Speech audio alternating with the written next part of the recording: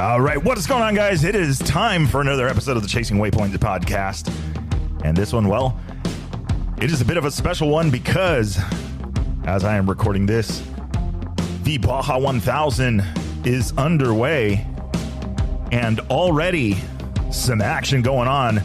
These guys actually taking off roughly about an hour ahead of us, it looked like. So these guys are moving already. Going to get Andy Kirker on the line really quick. I am going to have the tracking information and link in the description of this episode if you guys want to check it out and follow along.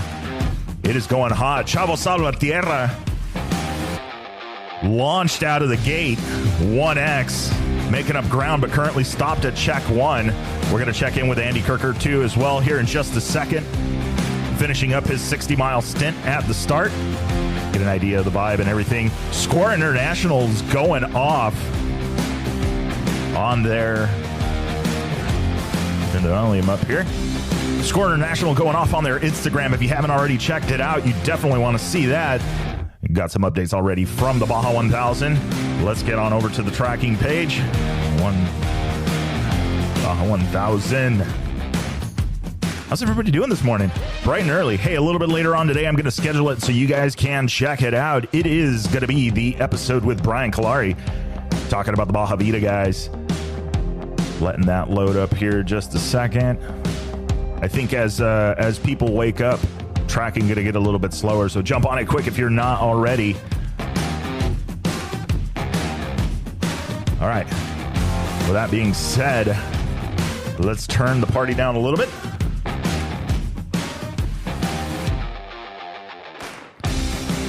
Now let's get Andy on the phone.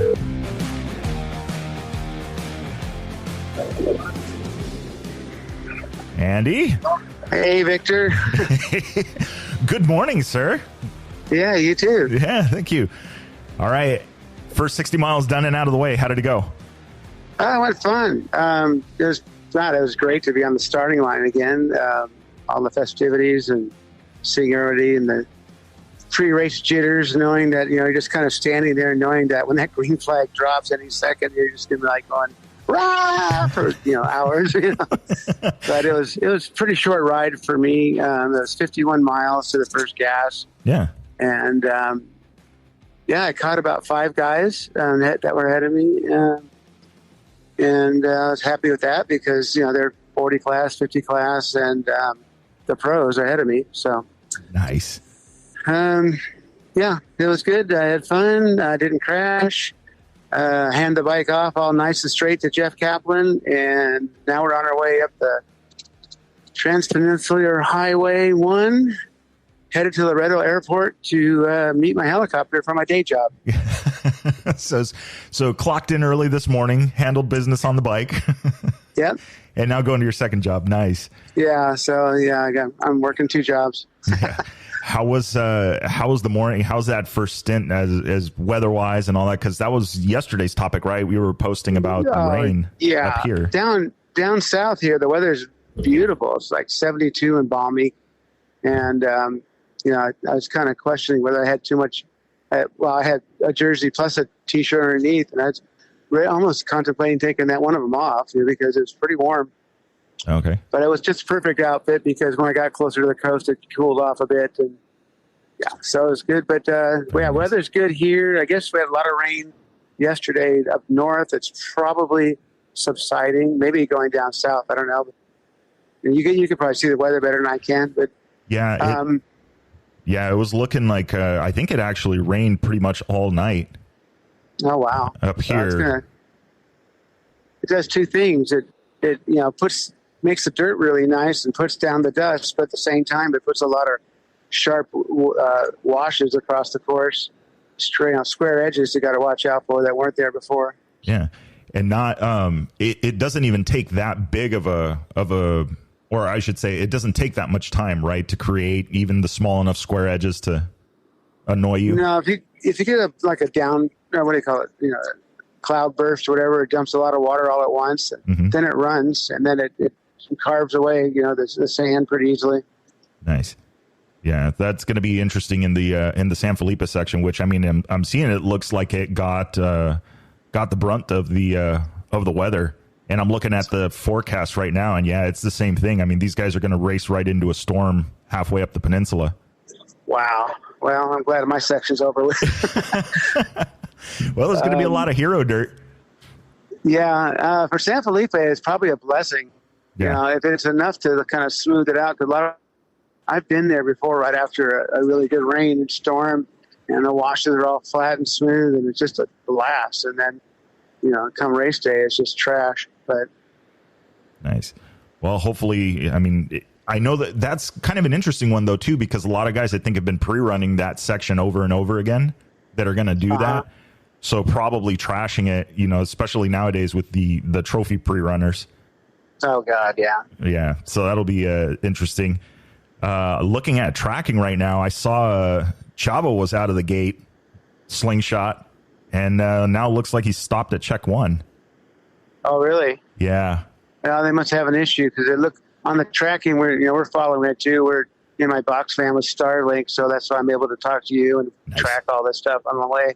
But yeah, we saw that a 3X was out leading and Chavo was behind. Yeah. So yeah, he had a pretty sizable lead, and then all of a sudden it went away at check 1. It looks like now, yes, like you're saying, Syrian out front on 3X, Samuels 7X second. And then Ortiz. Well, you know, think about Samuels, though. He started last, I believe. So that means he went through some top pros pretty quickly. Yeah, he's putting in the work. Now, interesting, though, is with Syrian, you've got, who is it, Derek Osbauer as well, who's raced, what was it? It was him and Colton Udall, right? Yeah, he was on the 5X with Colton Udall and also soloed a lot of stuff, or some stuff. I know he soloed the San Felipe 250. I think it was their first, this year or the year before. Yeah. Can't remember now. I think it was the year before. Yeah. Yeah. So, yeah, it's good to see him again. I saw him at contingency. Nice. Very nice. Contingency, everything went well, and it looks like everybody. Holy! I got some video. It looked rad. I was streaming yesterday when I was driving through the town, and it was kind of slow traffic, and I got half of contingency and all the vendors, because there's contingency plus there's additional vendors that are like for instance, Ford cars were there having a display and different. It was just the whole Malecon itself, the full length. It had displays and vendors. I was recording some of it, and in 6 minutes, I only got half of it. 6 minutes. Oh wow! So it's cool. Nice. The town was just completely lit. I mean, everything. Every store had banners, welcome Baja 1000 racers, and every Malecon restaurant was full of spectators and locals and racers. And the town. I mean, this is a huge deal. I really, it met my expectations or exceeded them as far as the excitement down in La Paz. Nice. Yeah, it's really good to hear, because I think that the town needed it, especially after what just happened with the storm.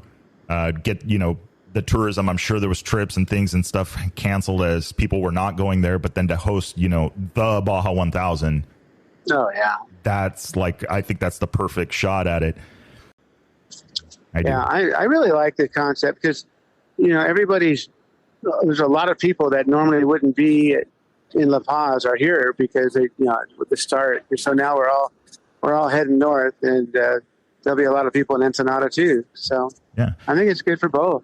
Yeah, I agree with that. I think it even probably makes it easier on the delegación or the city that, hey, to sell it as, hey, here comes this event. You're going to get all of this tourism and all of this stuff, where I think that maybe before they kind of knew already that, hey, yeah, cool story. You guys are going to finish here, but, with a 60% finish rate or a 70, whatever it is, it's not 100% of the people will come all the way down. So this is right. This is just that increment. If they finish 50, 60% in the south, they still got to go all the way north. Yeah. Yeah, no, they got to turn around and drive, where I think this one, and you guys, I mean, I saw what you were doing with the Moto stuff, with the registration and helping guys get, along the peninsula, get registered, set up. You guys put in some work. I think that was awesome, because physically and logistically, I'm sure it's tough for some teams to get every single rider down there just to sign up. There's some interesting stories. There's a guy that came from Australia. So anybody with a bitching? Backpack. Okay, with a backpack. Yeah. That's it. He bought a used bike in Chula Vista. He rode it down to the start. I saw him come through tech. His rear tire was practically bald. Yeah. Like, dude. Do you have any Those idea? Australians, they got balls. That's all I can say. Yeah, they're built a little differently. Yeah. Jeez. And then we also have a paraplegic that's racing in the 30 class. Yeah. It's an interesting concept the way they're doing it. They have shadow riders.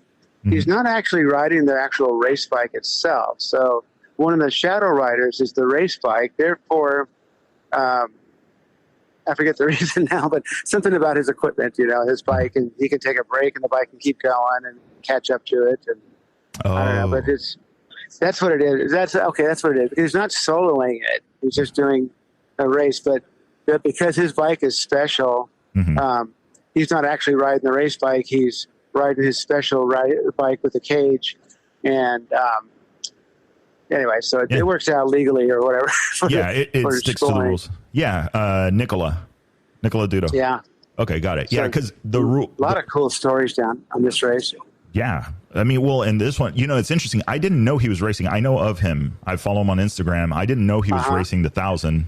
Just the algorithm didn't like me to tell me that. But so the rule is that even the rider of record has to start. That's why we see that at the start line, right? Guys that race the first 100 meters switch the bike off. There's we call it doing the 10-step. The rule is either the driver of record has to either start or finish across the finish line. The timing loop. And the reason for that is they need to check the wristband to make sure that the driver of records get a special color wristband, mm-hmm. and so that's it's been a long. I'm sure there's technology that we could probably do something better in the future, but because it's the way it's been always. So in order to, let me back up. The way Score's point system is, mm-hmm. you get quite a bit of points for starting. You get like a lot of points for finishing. Then you get a few points for your placement. So if you get, I think the starting points are like 50 for the 1,000 and maybe 85 for finishing. Mm-hmm. And then winning is like an extra 15. Oh. So so that puts a lot of weight on entering and finishing. Yeah. And then your position, you just got to beat the other guy one or two more times or something. I don't know. But anyway, so because of that, it's really crucial that these driver records understand the rule and why they're doing it and how it applies to them and their points. Mm-hmm. For instance, remember Giovanni who crashed last year? Mm-hmm. He ended up getting that 500X because the competitor on the last race didn't do either the start or the finish. Ooh. So they didn't get points for that race, even though they finished and would have beat him on points because Gio didn't finish. Mm-hmm. Oof. So, Gio got starting points, which is an extra like 50 points more than the guy that didn't get any points. Yeah. Oh, man. And what's interesting, I bet there was an interesting conversation after the race going, yeah, we screwed that up. I had quite a few texts going back and forth. But it's, there's a lot of rules and a lot of written stuff. It's all on the Score website. I get calls all the time. The answer's right there. I don't mind giving the answer because I know it easier. It's quicker. Yeah. But I'm like, dude, read the rule book. There's another term we use in the the automotive world, but RTFM. I guess what would that be? RTFB? No, RTRB. RTFB. No, RTFRB. Yeah, RTFRB.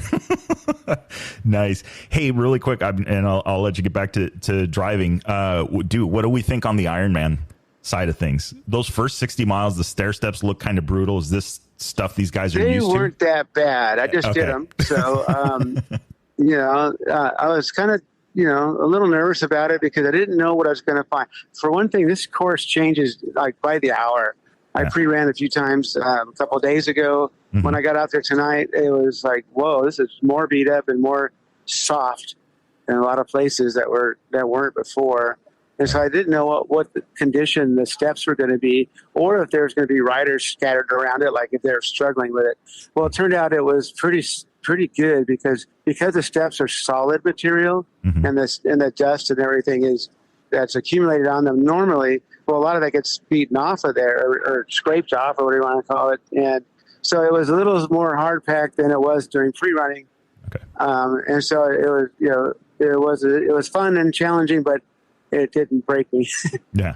Well, good. I think these guys, I mean, I'm already seeing who's leading out. It looks like Wouter Jan van de Dijk is leading in the Ironman group, and then he's got Edgar Cota behind him in the Iron. Yeah. Brandon Wright, 700X started in front, and he was hauling ass, and he was gapping everybody, I believe, but something happened to him. Yeah, I'm looking for him. As I can tell. Yeah, okay, here we go. He's back at mile 80, 79.2 at the last. Behind. Yeah, at the last. My bike's like at 160 right now or somewhere. Yeah. 644X. 644 X-ray. Yeah, these guys are... We're battling with the 500X, I think. Okay. I just saw the 500. Yeah, and then right now, let's see the refresh, 259.5 for Syrian, and then 255.9. So 4 mile-ish gap between one and two. They'll be in Loretto in about 45, 50 minutes. Dude, that's crazy. Yeah, it's not daylight. It's not daylight yet. Is there a significant? I feel like this may be a dumb question, but is there a significant speed increase during the day, or Baja Designs and all these lights make it happen anyway? Great question. I'm going to say there's some. I don't know how significant. I'm going to say you can probably go faster during the day. There's certain areas that it seems like you can actually see something like a little more of the rocks and things because they have shadows. Mm-hmm. So maybe it's a little safer in that aspect. But no, they got to be going faster during the daytime. Yeah. Actually, that brings up a good thing because I remember, I believe this was something that I had read about Steve Hengeveld and the famous CB Oscar lights. He was like, I guess they were one of the last ones to transition, but it was because of the light color and the shadows. They did have a little, because we ran the HIDs and the other ones, the H1s or whatever they're called. Mm-hmm. And now we're with what everybody else is running. I guess they're LEDs, but I don't know. I haven't been keeping up with it, but yeah, there was definitely a difference in the color hue and possibly a frequency, because I think, because you notice when you watch a video of someone's with the headlights, they sometimes flicker from the video. Yeah. So that tells me they have a frequency to them, and so there may be something subconscious that we kind of pick up on that might be a little bit disturbing to the eye. Yeah. That's a really interesting point. I run on the adventure bikes and on the dirt bikes that I run the Baja Designs lights, and when I switch from the white to the amber lens on it, I noticed that at night, like you could be riding in my case, riding home on the road or whatever it is. As soon as you turn them on, you could literally feel your eye relax. Interesting. Tonight, and I've never run amber, and my friend who's driving with me right now, Danny Velasquez, he runs the amber. Yeah. Yeah. Anyways, he runs amber, and we're running together, and I was keying off his lights sometimes, and tonight when I was racing with the bright lights and got in some dust and some fog, I was like, wow, I'm thinking amber might really be the way to go in the future. Yeah. For me, anyways. I was kind of just sort of staying old school, but yeah, it was definitely reflecting, pretty bright back at me. Yeah. Yeah, that's always the problem with the white LED. And that was something that I know the Baja Designs kind of prided themselves in, the color temperature. A lot of these LED companies talk about color temperature, but I don't think a lot of people know why, or what that has to do. Everybody thinks they like the in the blue range up in the 6,000s or whatever it is, but you got to get that a little bit lower, get a little more yellow into it to give you more natural, because it does stress your eyes out when it's too sharp blue like that. Yeah. I think it's, is it north of Constitucion, somewhere up kind of a little further north. I know from what I remember from the Baja 2000 was there was areas where the dirt is really, really white. and then having a bright. I'm sorry, it cut out for a second. No. Say again. So we were talking. I was talking about I think it's north of Constitucion. There's an area somewhere up, as they work their way up, where the dirt is like really, really white. And I remember with the HIDs, it actually made it tough to see. Exactly. Yeah, you get like blinded, like snowblind. Yeah, there you go. That's what it is. It's like being snowblind, which you would never. Well, you're wearing clear lenses at night for sure, so you're getting the same thing like being snowblind. I've had that, or I've free run several times. I prefer clear lenses most of the time, but sometimes my eyes get stressed out, so I'll go tinted after that. Shoot, that was too much. Yeah. But so.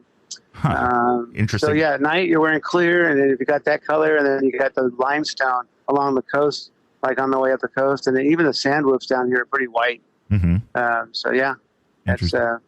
I wonder if what is it, the like the Oakley, if you're running like the Oakley Prism lenses with the snow version, that pinkish color one. I wonder if that would make a difference. Maybe. Yeah, that'd be interesting. One time, I ran Oakleys with some what do you call it? Polarized lens in the Baja 500. Mm-hmm. They were so polarized that I was having issues in the rocky sections. It was kind of I don't know, taking some of the edges off where I couldn't see them properly. Yeah. It's interesting. I've noticed that at times it's like this, like a gradient or like this weird kind of glare. Yeah. Yeah, and it distorts the image, and not only that, but if you're looking like at a GPS, certain screens, it does not like it will blind you on that, and you can't even see the screen. So yeah, for sure.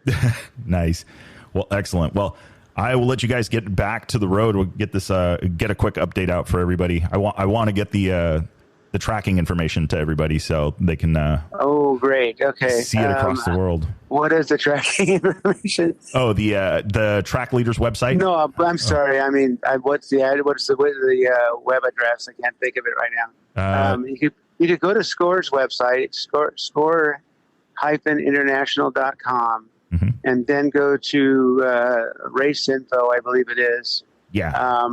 And go to the Baja 1000 race info, and then actually at the very top of the menu bar, I think it was the far left, says go to live tracking, or just says live tracking. So it does. Then you can watch the leaderboard like everybody else. Yep. There it is. Yeah. So score-international, and then all the way to the left at the top, it'll say live tracking. Click on that. Then there's another little link. Yeah, you got it. You got it. From the middle of Baja, you remembered it. Actually, not in the middle yet. We're on that highway, straight as narrow right now. There's two semis that are just stopped. But three semis. Oh, one's broken down. I see what's happening. Yeah. And we just had to pass that, and it's like all these people are scattered around here waving us down. Uh-oh. Well, hopefully it's not. But it's fine. We just passed it, and so we're still heading north of Constitution. Okay. And then the course just past Constitution, the course comes from the coast and crosses over mm-hmm. and heads into the hills up by San Javier Mission. And then it's going to drop down into Loreto and go on the Malecon of Loreto during the daybreak. And it's going to be really cool for the people there. Nice. Man, daybreak better hurry up, because that's what, 6 a.m. Pacific. No, we're one time zone ahead of you. Yeah. This morning when I was looking at the updates, they're like, all the bikes have left the line. I'm like, wait, what are you talking about? It's barely 1:45 and then I remembered, it's an hour ahead. So, yeah, we're on, I guess, what they call Mountain Time. Yeah. So, see, Syrian 270, right? Syrian right now is at mile 274. So he's got 20 something. They're 25 minutes or half hour out to Loreto then. I think Loreto's 300. Yeah. Yep. Mile 300 right at the, right where they turn up the street out of that wash. Yeah, cool. Oh, so man. Once we get to the helicopter, we'll be patrolling from 300 to 700 all day long. Okay. And then we're going to set down and spend the night at Bay of LA. Mm-hmm. And then on Friday, we'll resume monitoring like the Ironman and stuff that are still out there, because the pros are going to finish in the dark in Ensenada. So. Yeah. Dude, this these guys know it's 1,300 miles, right? Yeah, I was making a joke. Eddie Meeks, came all the way from England. Yeah. And I said, you do know this is not kilometers, right? But then it was a great joke. Then he informs me, well, hey, mate, we use miles when we're driving in England too, or something. Like, oh, okay. Okay, so he's kind of he's not that far off. I'm just curious for those playing the home game that listen that are in the metric system, miles to km. It's 0.6 or something for km. I'll let Google. KM's at 0.6 of a mile. It's too early for fancy math. Google says it's 2,092 kilometers. Yeah, it sounds worse than 1,300. It does. Much worse. We had some course changes at the last minute. I saw that. What was around Loretto? There's one, and also on the way to San Ignacio, we had to divert some severe. You probably saw some of those photos of the silt beds. Yes. They're like 6 feet deep. People are standing in them, neck high, and they're so bad. Yeah. And they had to divert around them. There's no moisture in that dirt. It just turns to dust. Yeah. And then we had. We're concerned about so many. Do you know that we had 40%? I think it was 44% new entries in the Moto quad classes that have never raced Baja before. In this race. Okay, so that's interesting. So that was really what that means is there's going to be a lot of people that are slow and don't know what they're doing. Although I should be nicer. They don't have the experience, and may be more overwhelming and what have you. So they're going to get far behind. So we started realizing that trophy trucks are start catching these guys in the daytime. And that's bad because they don't see them coming as easy. The thought is that at night you can see the lights coming behind you, and it kind of alerts you earlier. Mm-hmm. So when they cross at the top of Constitution, the highway up here, and when they cross that highway, that's checkpoint 1. If they don't make it by 10 minutes to 12 noon, they're going to get diverted north on that way, all the way to La Purisima, and cut out the whole Loretto loop. But then they're going to be assessed a 9.5-hour penalty for taking the shortcut because they're cutting off 180 miles net. Oh, gotcha. So it's yeah. But I mean, that's the thing is, I guess we could understand the mechanical thing. If you mechanically fell behind, something went wrong with us. But if you're a rider that's been, the bike is moving, constantly moving, and it's just up. No, I'm talking to Danny. Okay. Sorry? What's going on, guys? Victor with the Chasing Waypoints podcast. All right. Are you looking to promote your brand to a worldwide audience on the podcast? Drop us a line at podcast@chasingwaypoints.com and let's talk. See what we can do about getting you some more ears for your company and getting the word out worldwide. Yeah, Go ahead. Yeah, I'm thinking if you're off the pace, if it's not due to mechanical, but you're off the pace, slower rider, that kind of thing, I think that's really smart. Why push them in front of the trophy trucks, and at least get some of that safety going there. The top guys, the racers, I saw a comment yesterday in the Pro Moto group about the cutoffs and stuff like that. But I know you guys as the organization have to take into consideration way more things than just like, hey, this is racing, it is what it is, and the tough guy sport. Well, it's just evolved, and with the old days, the bikes were faster than the cars. Yeah. And now the cars are, greatly superior. Yeah. I was parked next to the concrete trophy truck, concrete racing, whatever they're called, trophy truck in the hotel registration today. I was looking at that thing, and I was told we're looking at $1.2 million race truck. Compared to my $15,000 race bike standing right next to it, and it's hitting the same trail, the same course, everything. But the trucks have gotten so much better. They tear up the course, and the course has gotten so much more rough. So the bikes are going slower and the trucks are going faster. And now, it's 7-hour gap, still not enough. The 7-hour gap will catch the slowest bike, before mile 400. That's crazy. We had to make that diversion. Yeah, I mean that's 100% a fact. You can't deny that over the years, the bikes, you can only go so far on a bike. And yeah, you know, back in the day with the conventional style fork and even Honda and all of their trick, you know, HRC stuff with Johnny Campbell versus the bike now. Yeah, the bikes now are faster, but technology wise, the trophy trucks have gone from, you know, yes, 35-inch tall tires, 400, 500 horsepower to don't line up if it's not all-wheel drive, 1,000 horsepower, and you're on 40s. Right. The bikes haven't evolved that much. I mean, the fuel injection, the motors have evolved a little bit more than the suspension. Yeah, the suspension is better, but I was riding on a 09 today. You know, 450X is very competitive for Baja. Carbureted bike, and so the bikes haven't changed enough. We've got 12, 13 inches of travel like we had for the last 30 years, and the trophy truck's got like 4 feet. Yeah. So, and the same course that they're running has only gotten rougher, so it's not like it's even smoother where the bikes would still. No, they cruise over. It reminds me. I watched the IndyCar videos, and it reminds me like they're on a speedboat on the ocean. That, you know, hitting the waves occasionally. Occasionally, it moves them around, but basically they're just plowing through. They're just cruising through these nasty ass whips. Yeah. If you see an onboard footage of a trophy truck and you're looking at the drivers just kind of moving around, they get jostled, but you don't realize that they're getting jostled because the truck is doing 110 on 3-foot holes. Right. And then we're sitting there struggling to even get into fifth gear because we're just, you know, trying to get that and skimming across the tops of them. But any one of them can upset the bike pretty easily. And if you hit some, you know, embedded rocks and you're going down. Yeah. And I always joke, in the meantime, the trophy truck driver is worried about spilling his coffee on the dashboard. You know? Yeah. He's worried that he can't see the GPS. Oh man. Well, it's going to be it's shaping up to be a good one. I can tell you now that Mark Samuels is chipping away at Syrian. Yeah. He's down to 2 miles. So man, this is going to be it's going to be interesting to see who shows up to Loreto first, because I think that's enough miles between them now and Loreto.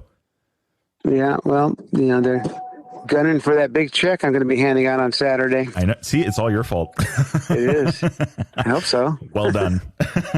Very nice. Well, everyone seemed pretty excited. I talked to a lot of riders. A lot of them I haven't ever met, but they follow us on the Pro Moto Baja Racing group site on Facebook, and it was like, hey, we came all, we follow you, and we, get to meet you in person, and it was really cool. Nice.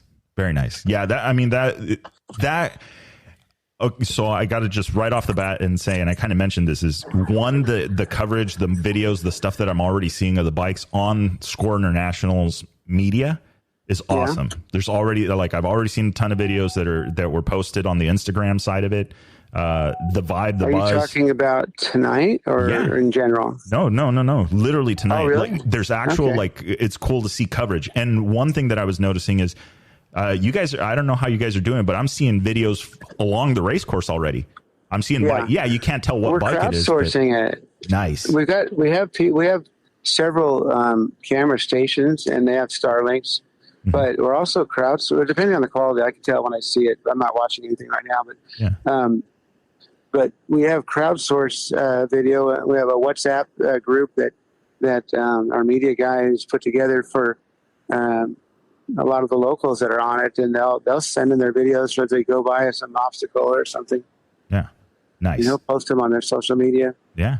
No, that's good. And like you said, I mean, that was something that you were working on as one of the pillars of what you were doing, right? Is getting that exposure. So this is absolutely. Yeah. I mean, it's turned the table or whatever the jargon I want to use. Yeah, I'm really excited. We hit it. Oh, one of my goals for the last 2 years was to reach 100, and the last count I saw, we had 103 entries. Yeah. In the motos and quad categories, and haven't seen that in a decade or longer. So I'm proud of that. Excited that people are getting excited. Yeah. My friend Nick is filming to do a movie. Mm-hmm. So that's exciting. Nice. Samuels is here. That's exciting. Yeah. That check, man, I'm telling you, that's had some Unless people. I get the Sharpie out early, huh? Yeah, exactly. They're like, maybe we should be going down to this.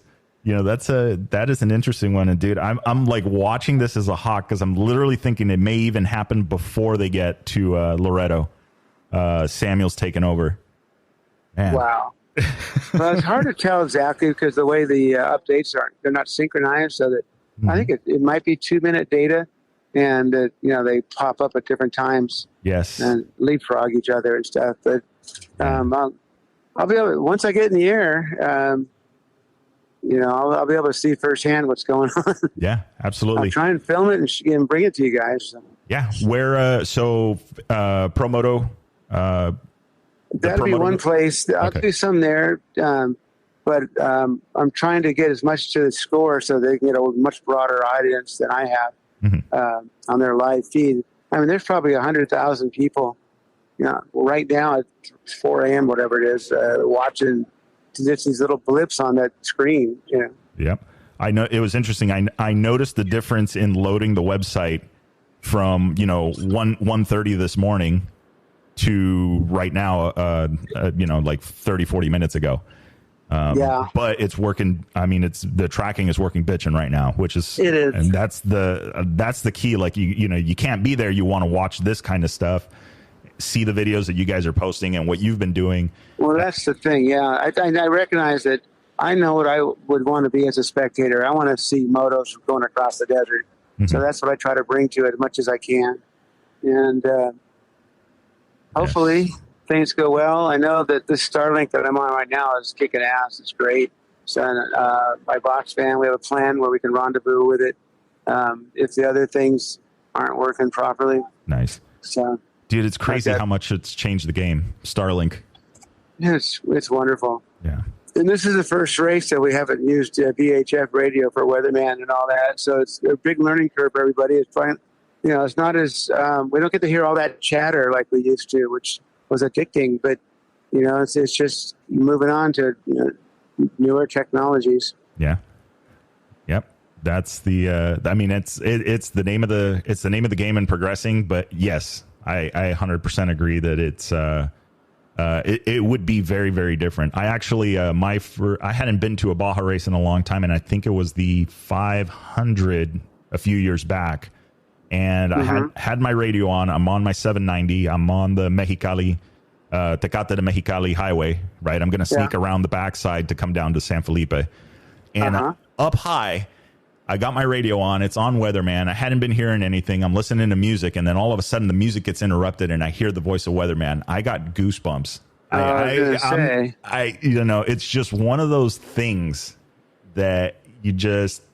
I mean, I've listened to the rebroadcast at work before, 12 hours of it while I'm just at my desk. It's in the background, not getting any work done. Just re-listening to it, you don't get to hear it. So I get the replay for me is the first time hearing it. Well, yeah, that's true. Yeah, and then not only that, but it's all the stuff you miss. Like, especially if you're on a race team, well, you're usually monitoring your race channel. I guess even on the bikes, because on the bikes you guys would run the radios, so you're not constantly listening to Weatherman, and you miss out on all these other things. Well, yeah, my team, we don't run radios, but the thing is, like, when you're chasing, though, you're listening to it, and unfortunately, I've had the experience where I just handed off the bike. I was on the 500X team. I think it was like 2010 or something. I don't know. And I did the first 100 miles and handed it off the bike to my next rider, and all jazzed because I was killing it. We were leading our class, had a good run, got us pretty high up in the overalls, and we're about 20 minutes later after we got on the road, we hear code red 500X. I'm like, what? Did I hear that right? Yeah, one of my guys, he was chasing a quad in the dust just after the summit and hit a rock almost identical size or even bigger than one the Geo hit. And it took us out. He broke his arm and had spinal shock and had to get airlifted out. It was like from such a high to such a low. Yeah. That in an instant, hearing that code red. Yeah. It changes the mood instantly. whether or not you're directly involved with that code red, just to hear that happen on the channel, it just, Yeah, any code red's bad. So we're going to miss all that. I mean, for now, until more and more people get the push to talk groups or something. I'm not that caught up on it personally. Yeah. But I believe if you have the push to talk ones, there's like a group that you can hear or something, like you're on the same wavelength. I don't know. Yeah, that's going to be an interesting one. But you know what? I've been working and looking into this, and I think the next thing that's happening, and it's all, I think, directly related to Starlink, is going to be two-way over Wi-Fi. So they got the radios out there that as long as you got a Wi-Fi signal or cellular data, depending on what kind of radio you get, if you have either Wi-Fi or cellular data, it works as a push to talk. It might as well be a VHF. So I think that with the availability now of Starlinks everywhere, that this is going to be like, that would be an interesting way of monitoring it, even kind of crowdsourcing it, like have a makeshift weatherman channel on these things, Yeah, it could. It's, and we'll get there. I mean, we'll get there. Yeah. I think that's, I think that's more for people that are, that would be interested in doing that. Obviously I wouldn't expect that from the organization, because part of me thinks that by them not having weatherman and people not having access to that, I mean, how annoying, like, I don't want it to sound like a rant, just the safety issue of having a stuck mic, people walking over code reds, things like that. So this would be kind of interesting to have like a broadcast channel, where people can listen to it, on this kind of two-way, if they're using like a Starlink or if they have a cell reception or something like that. I think that would be kind of cool. But I don't know, like you said, the technology is changing, it's just a matter of these incremental changes, obviously rider safety first, and then the rest of it. You're going to see it in their car classes first, because they have the room for the big antennas and everything, and they can carry the Starlinks with them, and you'll watch their in cars live during the race. And the bikes will catch up. I've heard that Starlink is working on an 11-inch antenna, and I'm thinking, that might be able to be molded into a rear fender somehow and make a live GoPro on a bike. It would be pretty cool. Yeah, they. I will say I saw some leaks of a patent application for a even smaller, a smaller dish for Starlink. Perfect. Like a backpacking type. Yeah, I know, right? Now it's like, interesting. So cool. All right, sir. I'm gonna let you get to it. I know you gotta maybe want to get some shut eye because you're gonna have a very long day. Yeah, I'm too amped up. But I got some sleep before the start. I didn't think I was going to be able to, but I got about 2 hours in before the start. It was great. But I got to say, right now, I'm looking out the window. The sun is just starting to show its colors I can see there's some high clouds out. So this storm might be heading this way a little bit. And it's going to be gorgeous for a moment when the sun starts to rise. Oh, man. And that means I'm late for my helicopter because we're not there yet. You got to be there. Because that's what we're going to do. We're over an hour out, so I'm gonna have him get airborne as soon as it's legally able to, and have him backtrack to find me. We'll just find a field somewhere and land. I'll just jump in. Yeah, that's a good plan, and that's a very interesting thing. A lot of people may not know from people listening around the world is that there's no flying at night. No, not in Mexico. Not in Mexico. The only one thing that can fly in Mexico and Baja at night is a military aircraft, like a helicopter. Yeah. But, if you're flying at night and you're not military aircraft, trust me, that's trouble. Not what you want to be doing. And if you're late and don't get across the border and it's dark, you're in trouble if you're a private pilot. Yeah. And I've even seen like the airports are like that. They're very like you have to request permission if you're even going to be an hour late. It's still sun up. Yeah. There's still light. But if you're going to be an hour late from their quote unquote closing time, they want, Yeah, my day on the helicopter ends around 4:00. Okay. Yeah, that's wait, let me see here.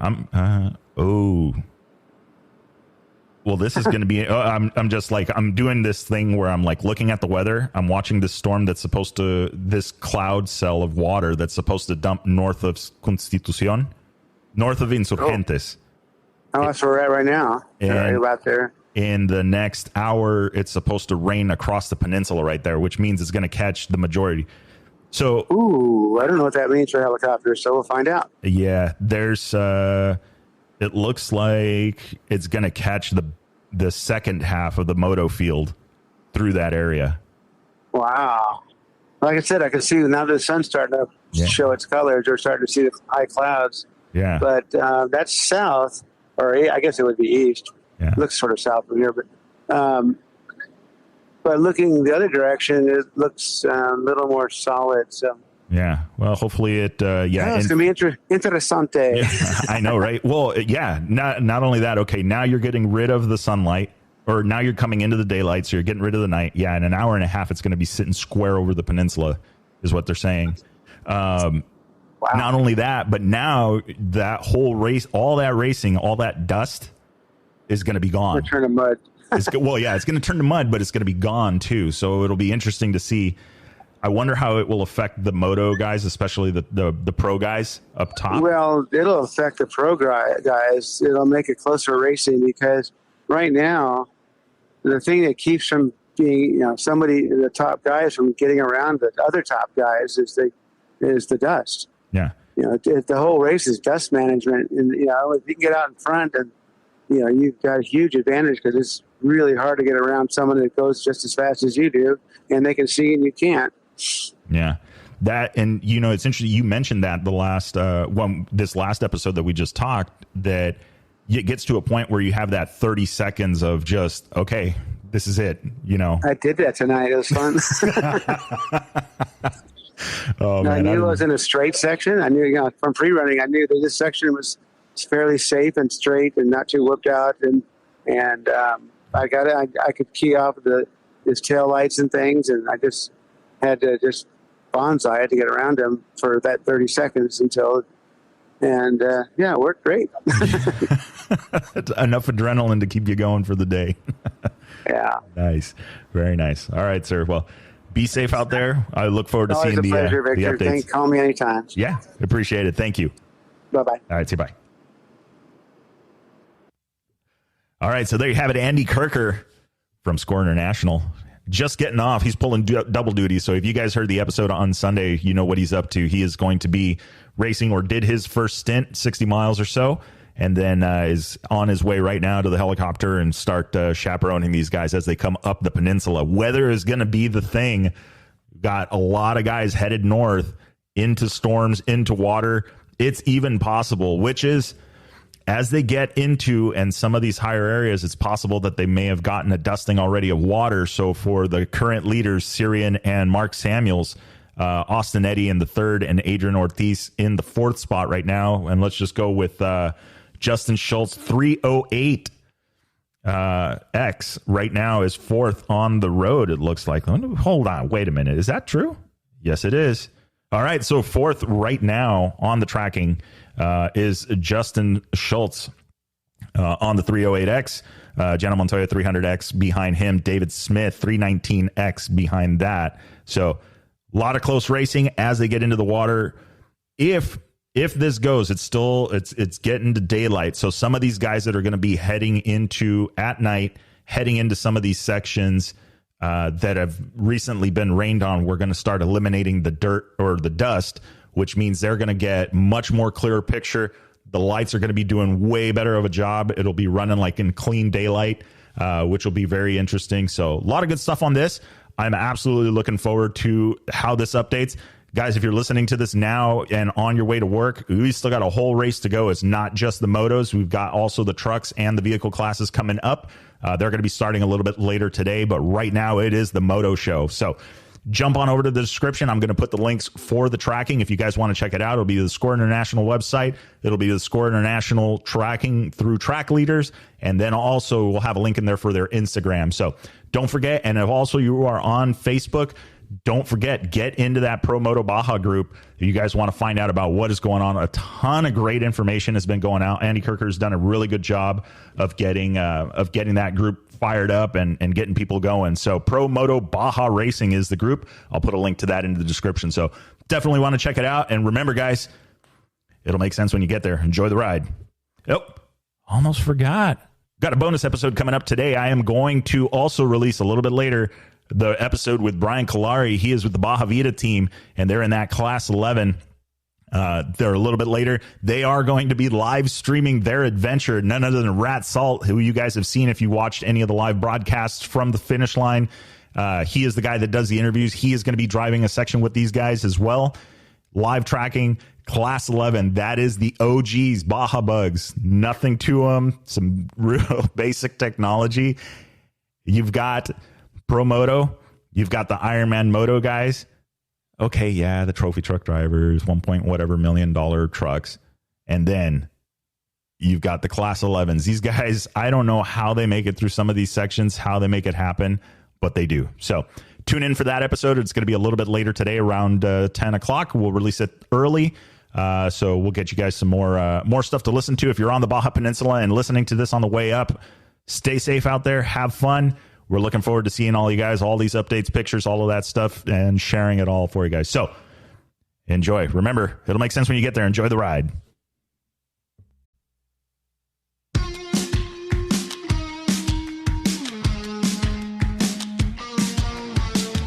All right, that is a wrap for the Chasing Waypoints podcast. Hope you guys enjoyed the show. Looking forward to our next one coming up. Remember, if you are out riding, do not forget to tag us at Chasing Waypoints. Hashtag Chasing Waypoints. And if you haven't already, get on over to the website. Get signed up for the newsletter, The Bivouac. North America's rally raid and adventure riding newsletter. Hey, let's have some fun. Let's find out what you guys up to. Let's get you featured. If you're a brand and looking to get supported, get some eyeballs, get some ears on your business. Absolutely, hit us up. Send us a message at podcast at Chasing Waypoints. But anyway, that is a wrap. Remember, shiny side up. See you guys.